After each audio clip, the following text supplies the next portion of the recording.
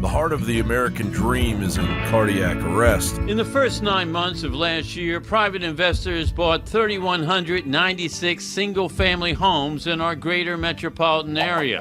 1 out of every 7 houses sold. 40% from the start of the pandemic. In the final half of 2022, the typical U.S. home sold for a record-shattering $468,000. Massive private equity firms like Blackstone and Pradium Partners have backed a relatively new breed of homeowner, the corporation.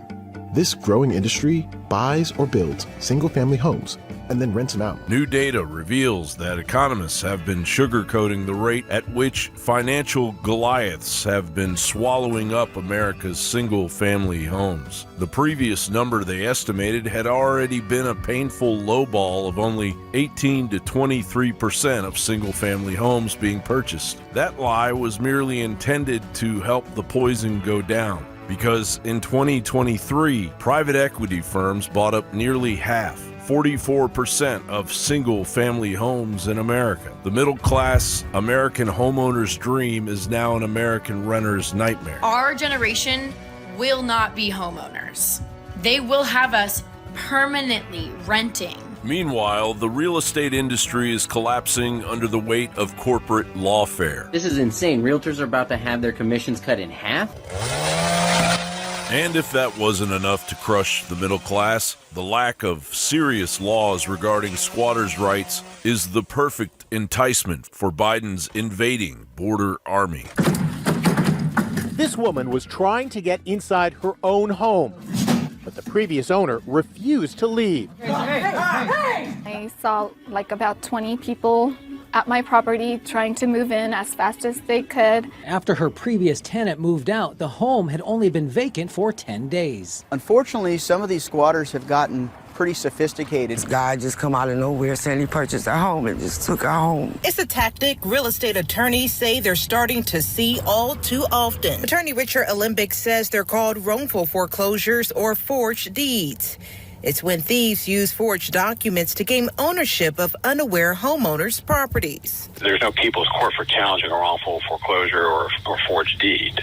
So that's the fundamental problem. Squatters have turned a mansion into a party house. Police have tried and failed to shut down that party mansion since it started. People in a local apartment complex say squatters are breaking into their homes and even being violent. Buying a dream home turned into a nightmare. You heard him, for this family from Queens. The house came with something the new owners did not bargain for, a squatter. I think if we criminalize, no squatting in residential maintained properties, that's going to solve a lot of these issues, and send it to criminal court and let law enforcement act. It's not right that my wife had to quit her job 9 months ago. I had to quit beforehand, get myself prepared down here in Texas, because we're next to Eagle Pass, and we quit our jobs 9 months ago.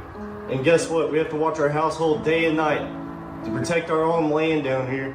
And I'm telling you, these illegals that are coming in, get ready, people, because nobody's doing anything. Nobody's talking. It's all talk. I just want you to know they busted down the gates in front of our military, literally busted down the gates, ran right past them, thousands of them. They didn't do anything. Lobbyist lapdogs in D.C.'s country club of hubris are on course to drain the country dry and hand it over to the World Economic Forum, meeting the goals of the United Nations Agenda 2030. And as we rebuild our cities and as we rebuild our country to ensure that every single person has a home, we need to invest and pass the Green New Deal for public housing. Right. Absolutely. Right. It deals with the issue of the climate catastrophe that we are living in. We must also pass the Green New Deal for public schools.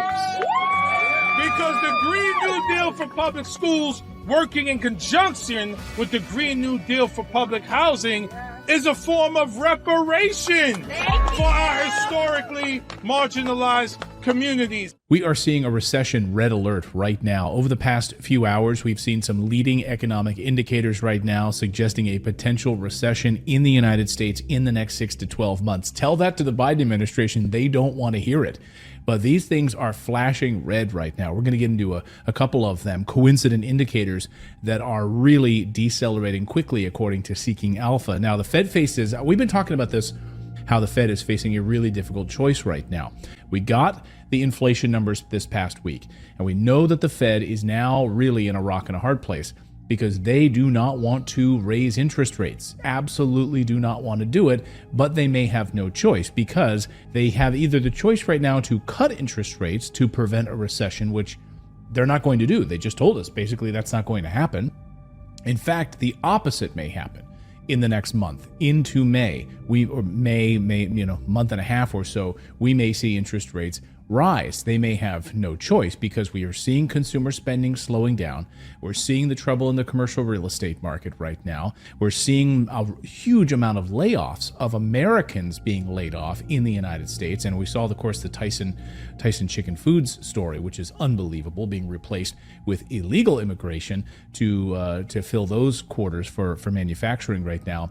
And we're seeing that across the board right now. So real layoffs, slowdown in consumer spending. People are not buying things as much as they were.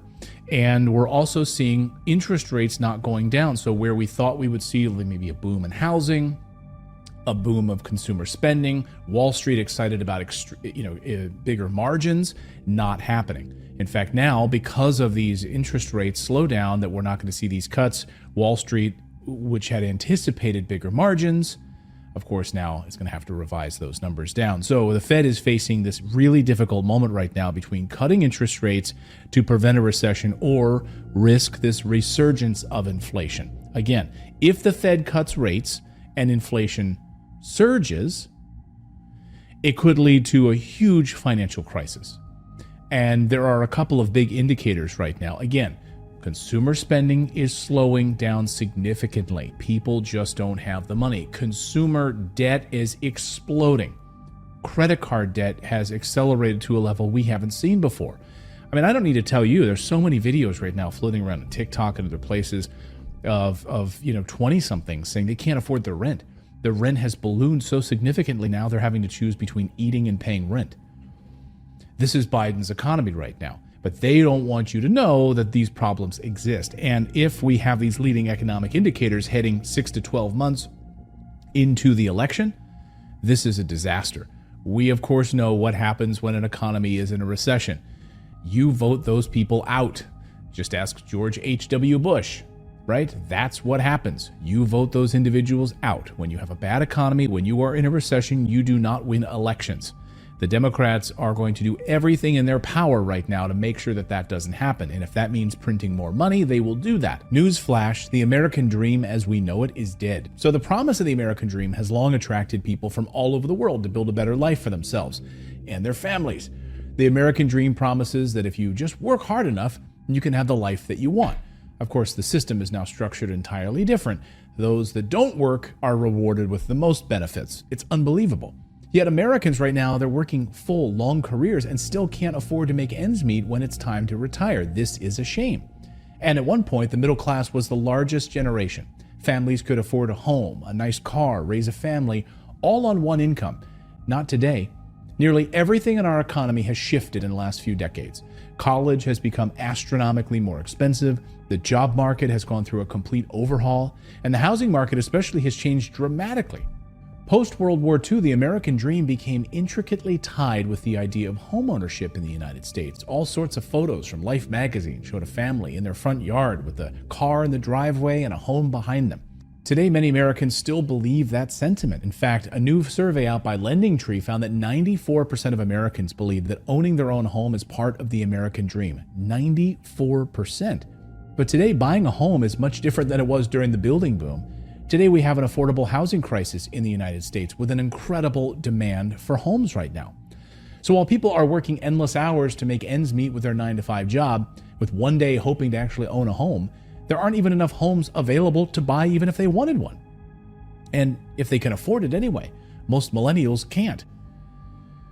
Baby boomers are able to swoop in and buy them up. But at least Americans can look forward to the final stage of the American dream, right? Retirement. But no! Retirement has changed dramatically as well. Outcomes are dire for retirees because most Americans are still relying on outdated accounts and old systems. The 401k, for example, is among the most popular retirement plans in the United States, and yet it yields the most mediocre results. In recent data from Vanguard, The average 401k balance was only $112,000 in 2022. That's right. Since the dissolution of pension plans, the 401k has lost its position as a secure retirement plan. Can you live for the rest of your life off of $112,000 in this economy? Are you crazy? For the most part, a 401k will never lead to wealth. It's a total lie that's been sold to Americans. It hasn't worked for decades, and it's not going to help you build wealth. And your parents or grandparents might have access to a decent Social Security check, but it's a Ponzi scheme. It's a program that's going down the toilet fast because it's not being funded properly. Social Security is crashing. Today, the average monthly Social Security check is a paltry $1,700 a month, and benefits are expected to decrease significantly after the year 2035. Political corruption and the best interests of Wall Street are at the foundation of many, if not all, of these outdated systems. None of it is meant to help you create wealth.